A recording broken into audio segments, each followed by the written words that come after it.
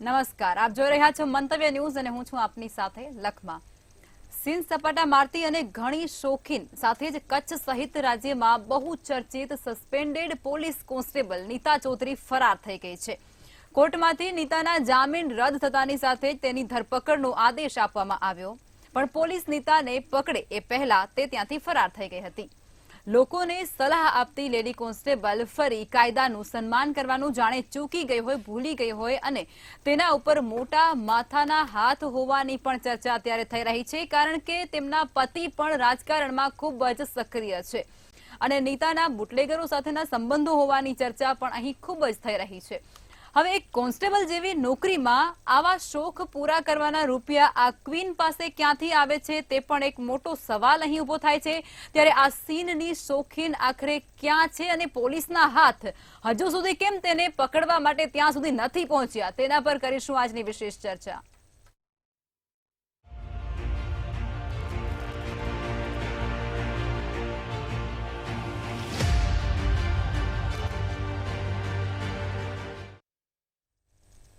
ચર્ચાની શરૂઆત કરશું પ્રફુલભાઈ ત્રિવેદી, મંતવ્ય ન્યૂઝના એસોસિએટ એડિટર આપણી સાથે જોડાઈ ચૂક્યા છે। પ્રફુલભાઈ, હાઈ પ્રોફાઇલ લાઈફ જીવતી એક લેડી કોન્સ્ટેબલ અત્યારે ફરાર થઈ ચૂકી છે અને એ તો જુઓ પોલીસ તેને પકડવામાં હજુ પણ નિષ્ફળ નીવડી રહી છે। શું કહેશો તમે આ સમગ્ર ઘટનાને તમે કઈ રીતે જોઈ રહ્યા છો? એક પોલીસ કોન્સ્ટેબલ જેટલી નાની પોસ્ટથી આવા શોખ આપણા પૂરા કરવા શોખ, એ મને નથી લાગતું કે આટલી બધી વસ્તુ આનાથી થઈ શકે। લખમાં આ ઘટના છે એ પોતાની રીતે બહુ જ જુદા જ પ્રકારની ઘટના છે। તમે જુઓ કે જે સસ્પેન્ડેડ લેડી કોન્સ્ટેબલ છે, રીલ્સની રાણી ગણાય છે, લેગીસ લાઈફસ્ટાઈલની શોખીન છે અને એ હવે કાયદાને હાથ તાળી દઈ અને ફરાર થઈ ગઈ છે અને પોલીસ આંખો ચોલતી ઊંઘમાંથી ઊભા થઈ અને હવે ટીમો બનાવીને એને શોધવા નીકળી છે। આખી ઘટના તમે જુઓ તો ગળે ના ઉતરે એવી છે। હવે જે 30 જૂનની ઘટના હતી કે પોલીસ છે એ યુવરાજસિંહ નામના એક બુટલેગરને અટકાવવા માટે એક જાપ્તો રાખી અને રોડ ઉપર ઊભી હતી, ત્યારે આ વ્હાઇટ કલરની સફેદ કલરની થાર નીકળે છે અને થારને ઊભી રાખવા પ્રયત્ન કરે છે। ત્યારે યુવરાજસિંહ એ ગાડીને પોલીસની ઉપર ચડાવી દેવાનો પ્રયત્ન કરે છે, એની હત્યા કરવાનો પ્રયત્ન કરે છે અને પછી નાસી છૂટે છે। પાછળ ફાયરિંગ થાય છે ત્યારે એ કાર ઊભી રાખે છે અને પછી એમને જ્યારે કારમાંથી એને યુવરાજસિંહને બહાર કાઢે છે ત્યારે એની સાથે CID ક્રાઇમની લેડી કોન્સ્ટેબલ પણ બહાર આવે છે, નીતા ચૌધરી, જે આમ પણ ત્યાંનું ચર્ચાસ્પદ વ્યક્તિત્વ હતું। એ બહાર આવ્યા પછી જ્યારે કારની તલાશી લેવામાં આવે છે ત્યારે અધૂરામાં પૂરો એમાં દારૂના જથ્થો પણ મળી આવે છે। તમે આખી ઘટના જુઓ કે એક તો બુટલેગર છે, બુટલેગરની કાર છે પોલીસ ઉપર ચડાવી દેવાનો પ્રયાસ કરે છે અને એ જ કારમાંથી પાછી પોલીસની કોન્સ્ટેબલ નીકળે છે અને એમાંય પાછો દારૂનો જથ્થો નીકળે છે। આખી તમે ઘટના જુઓ તો અત્યંત જુદા જ પ્રકારની ઘટના છે। હવે નીચેની કોર્ટ છે એણે કોઈ પણ કારણોસર જે નીતા છે એને જામીન આપી દે છે અને એ નીતા ચૌધરી છે એ એના ઘેર પહોંચે છે। ત્યારબાદ પોલીસ એની ઉપરની કોર્ટમાં, ભચાઉની સેશન્સ કોર્ટમાં જાય છે અને એના જામીન રદ કરવા માટેની માગણી કરે છે। હવે જો પોલીસે જ આ માગણી કરી હોય તો પોલીસે એના ઘરની આજુબાજુ ધ્યાન કેમ નહોતું રાખ્યું, જાપ્તો કેમ નહોતો ગોઠવો કે એ ભાગી ના જાય? સામાન્ય ગુનેગાર હોય તો તમે એનું ધ્યાન રાખો છો, મોનિટરિંગ કરો છો, તો આની આ ઘર આગળ જાપ્તો કેમ નહોતો? હવે જ્યારે અને ઇવન તો તમે જ્યારે પાછા સેશન કોર્ટમાં ગયેલા છો પોલીસ તરીકે, હવે જ્યારે સેશન કોર્ટે જામીન રદ કર્યા અને પોલીસ નીતાના ઘરે પહોંચી તો ત્યાં તાળું લટકતું હતું અને નીતા ક્યાંક ભૂગર્ભમાં ઉતરી ગઈ છે। હવે ભૂગર્ભમાં ઉતરી ગઈ છે, ભાગી ગઈ છે કે કોઈએ ભગાડી દીધી છે, ઘણા બધા પ્રશ્નો ઊભા થાય છે, કારણ કે આ હાઈ પ્રોફાઇલ લાઈફ જીવતી એક સામાન્ય કોન્સ્ટેબલના છેડા ઉચ્ચ કક્ષાના ઉત્તર ગુજરાતના રાજકારણીઓ સુધી ટચ થતા હતા, IPS અધિકારીઓ સાથે ટચ થતા હતા। એ જ્યારે પકડાઈ ત્યારે એક IPS અધિકારી તેને મળવા પણ ગયા હોવાનું આજે કચ્છના વર્તુળોમાં ચર્ચાઈ રહ્યું છે. એને આઈપીએસ અધિકારીઓ સાથે પણ સંપર્કો હતા અને એને કારણે એને કોઈએ ભાગવા માટેનો એક સેફ પેસેજ તૈયાર કરી આપ્યો હશે. આ પણ એક પ્રશ્ન ઊભો થાય છે. હવે એને આઈપીએસ અધિકારીઓ સાથે કઈ રીતે સંબંધો હતા, ઉચ્ચ રાજકારણીઓ સાથે કઈ રીતે સંબંધો હતા, અને એનો પતિ છે એ બનાસકાંઠાના એક છેવાડાના ગામમાં રહે છે, રાજસ્થાનની સરહદ પાસે. ત્યાં એનો પતિ પણ રાજકારણી છે.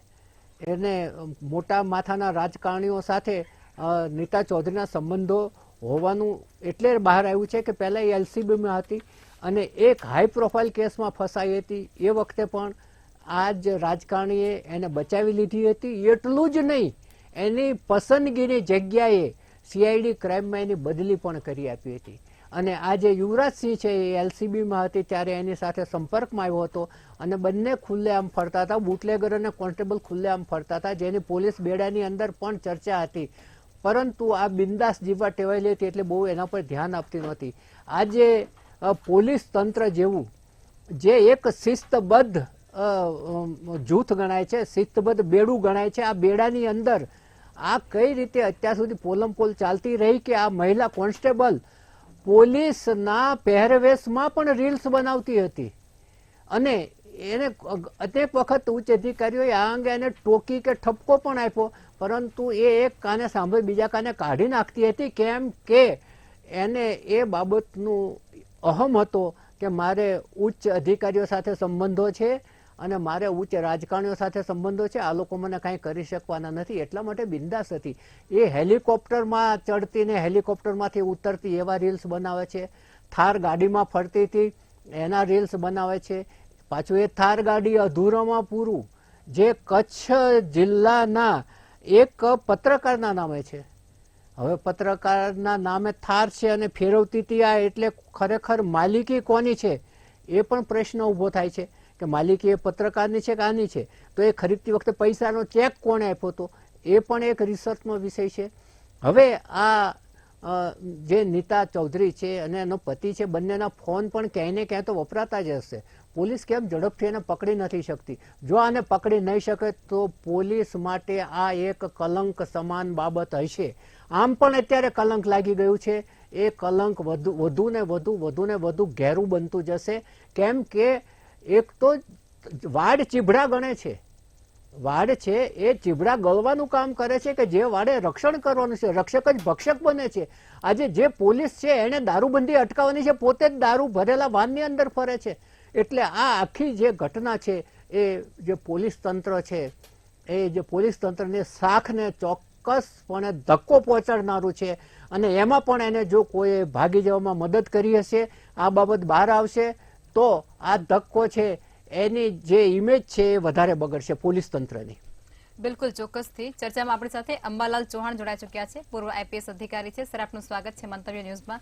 જ્યારે નીચેની કોર્ટ જામીન આપ્યા હોય અને ત્યારબાદ તમે જે પોલીસ અધિકારીઓ છે તે વધારે જામીન મેળવવા એટલે કે જામીનને રદ કરવા માટે સેશન્સ કોર્ટમાં જાય છે, ત્યારે તમને નથી લાગતું કે આ વચ્ચેનો જે સમયગાળો છે એ સમયગાળાની અંદર જે નીતા છે એના ઘરની આસપાસ પોલીસનો ચુસ્ત બંદોબસ્ત હોવું જોઈએ કે ત્યાં પછી તેમને કોઈ સિસ્ટમ ગોઠવવી જોઈએ? તમને નથી લાગતું એવું કરવાની જરૂર પોલીસને હતી ત્યાં અને તે લોકોએ નથી કરી?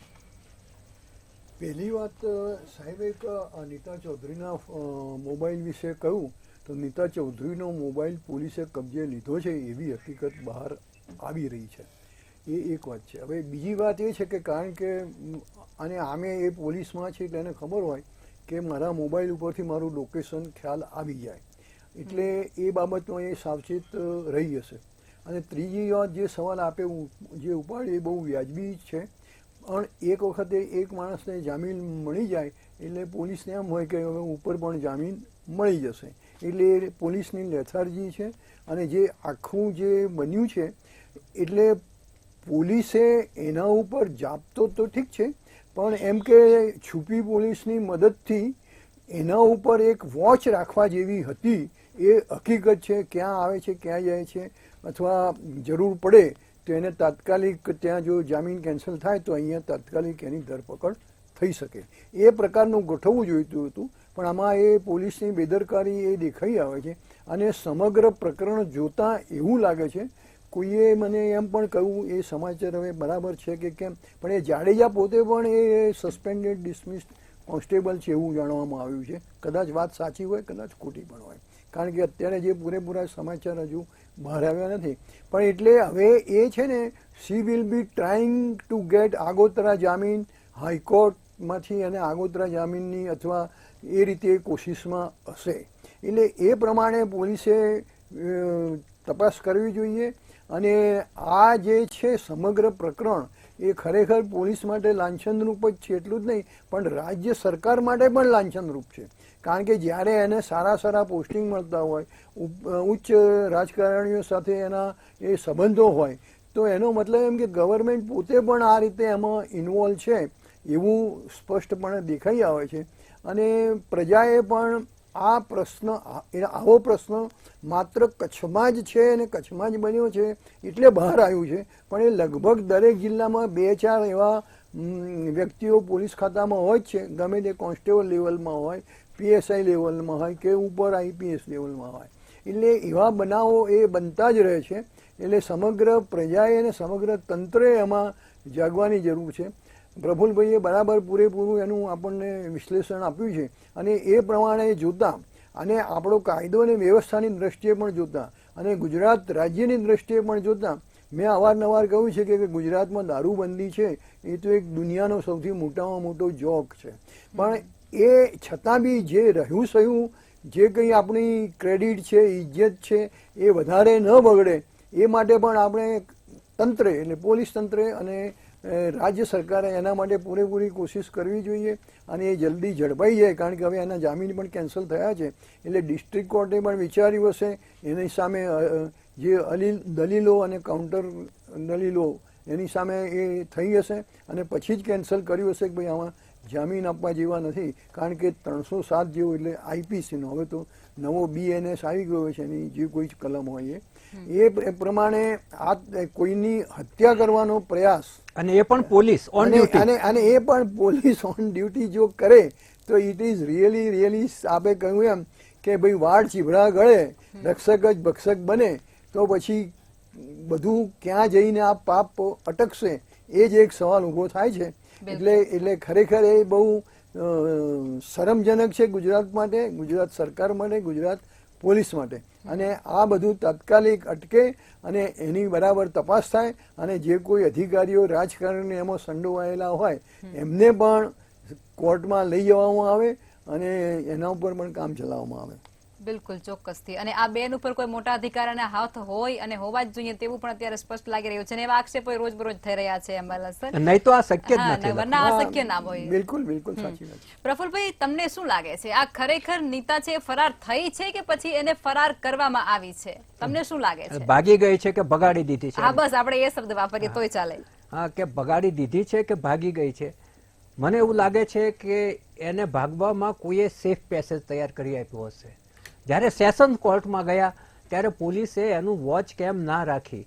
અને અંબાલાલભાઈએ બહુ સારી વાત કહી કે આ માત્ર પોલીસ બેડા માટે તો શરમજનક છે જ, પણ રાજ્ય સરકાર માટે પણ શરમજનક છે, અને આ રાજકારણીઓ માટે તો શરમજનક છે જ કે આવા કિસ્સામાં પણ એ બિલકુલ શરમને નેવે મૂકી અને એને મદદ કરવા નીકળી જાય.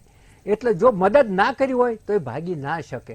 અને એ ત્યારે કે જ્યારે તમારો એક પોલીસ ભાઈ જ્યારે એની ડ્યુટી બજાવતો હતો ત્યારે એના પર કાર ચડાવી દેવાનો પ્રયત્ન કર્યો, એનું હત્યા કરવાનો પ્રયાસ કર્યો, અને એને ગુનેગારને ભાગી જવામાં તમે પોલીસ તંત્ર જ મદદરૂપ થતું હોય એવું લાગે છે.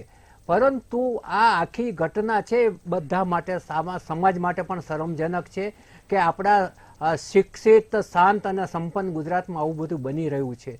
હવે આમાં પોલીસ છે એ 100% બેદરકાર રહી છે, કાં તો એને સેફ પેસેજ તૈયાર કરવા માટે એક્ટિવ રહી છે, જુદી દિશામાં એક્ટિવતા બતાવી છે એને.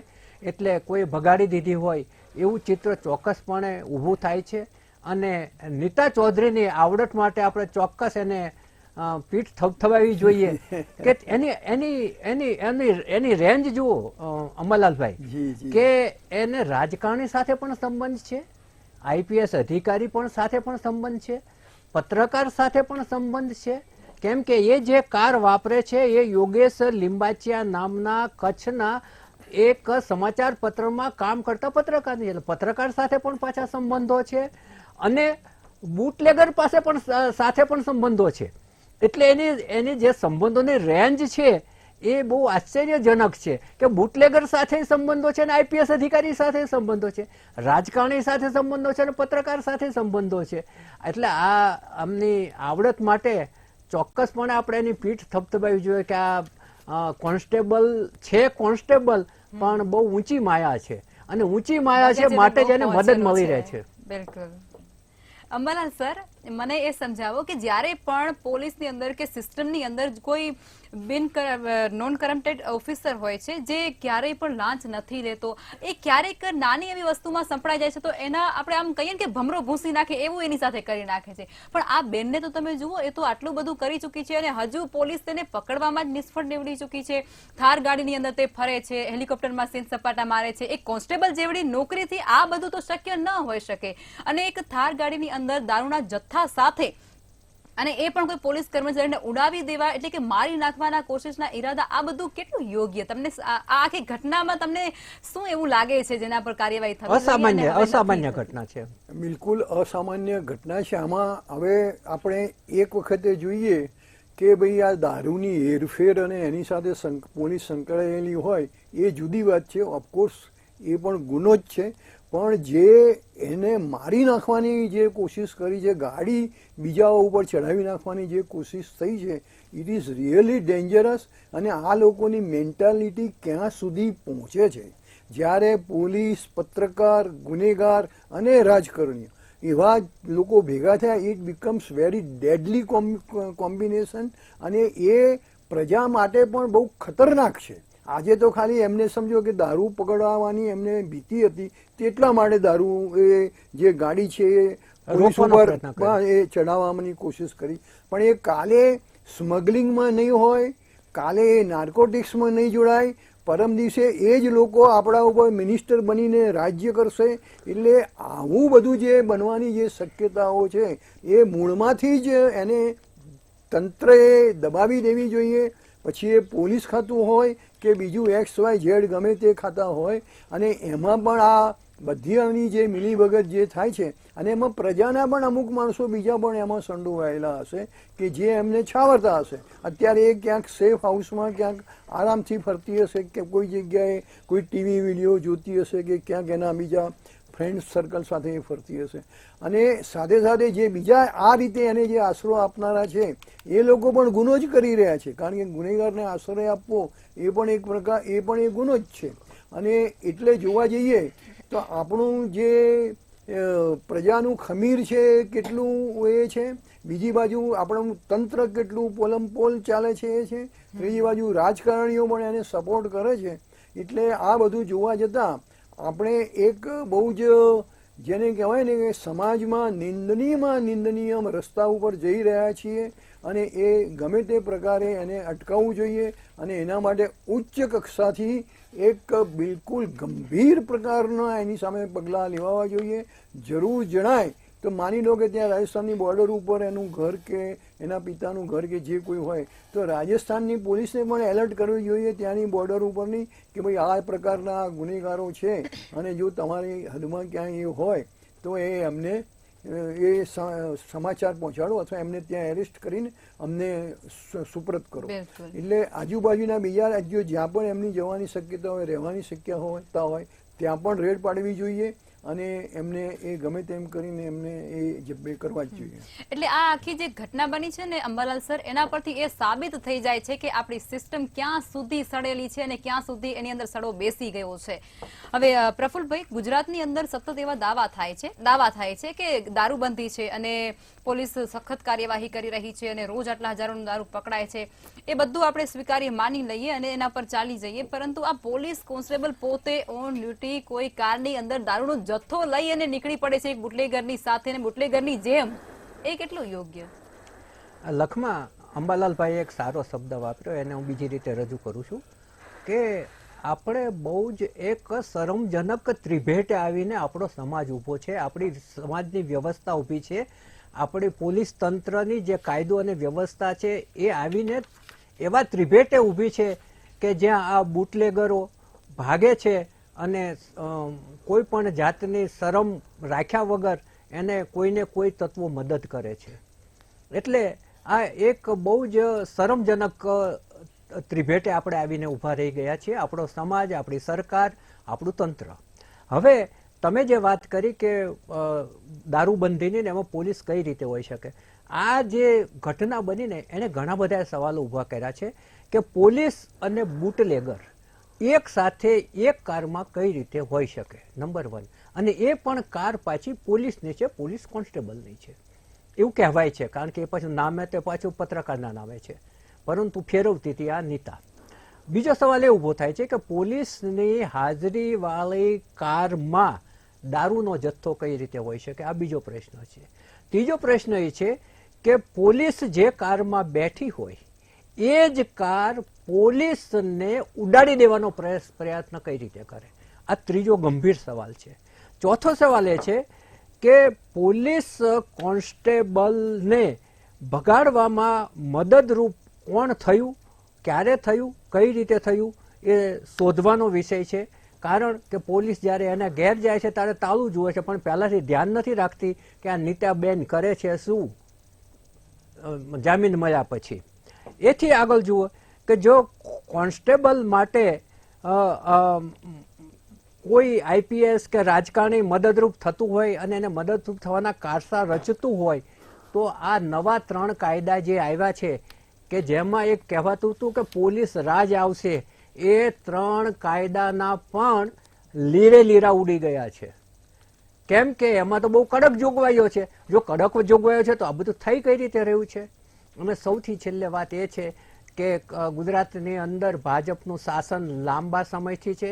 જે શાસન છે એ સંસ્કાર અને સંસ્કૃતિની વાત કરે છે, હિન્દુત્વની પ્રયોગશાળા છે, આખા દેશની અંદર મોડેલ સ્ટેટ ગણાય છે એ ગુજરાત, કે જે શાંત છે, સુશિક્ષિત છે, સંસ્કારી છે, સંપન્ન છે, પૈસાની રીતે પણ સંપન્ન છે, એવા સમૃદ્ધ ગુજરાતની અંદર આ જે ઘટનાઓ બને છે ને એ કાળી ટીલી સમાન છે. અને એને જે કોઈ મદદરૂપ થતા હોય, અંબાલાલભાઈએ કહ્યું એમાં હું સૂર પુરાવો છું, એમાં જે કોઈ રાજકારણી મદદરૂપ થતા હોય, જે કોઈ અધિકારીઓ મદદરૂપ થતા હોય, જે કોઈ બહારના તત્વો મદદરૂપ થતા હોય, એ તમામને ખુલ્લા પાડવા જોઈએ અને કાયદાની રીતે જ કામ કરવું જોઈએ. એક લેડી કોન્સ્ટેબલ સામે જો કાયદો આટલો પાંગલો થઈ જતો હોય તો પોલીસ કાલે કઈ રીતે કહેશે કે કાયદાના હાથ લાંબા છે? અંબાલાલભાઈ, બિલકુલ સાચી વાત. કઈ રીતે કહેશે? જો એક કોન્સ્ટેબલ આગળ તમારો કાયદો આટલો પાંગલો થઈ જતો હોય તો કોર્ટમાં કઈ રીતે તમે કહેશો કે પોલીસ કઈ રીતે કહેશે કે કાયદાના હાથ લાંબા છે ને ક્યાંય પણ પહોંચી શકે છે?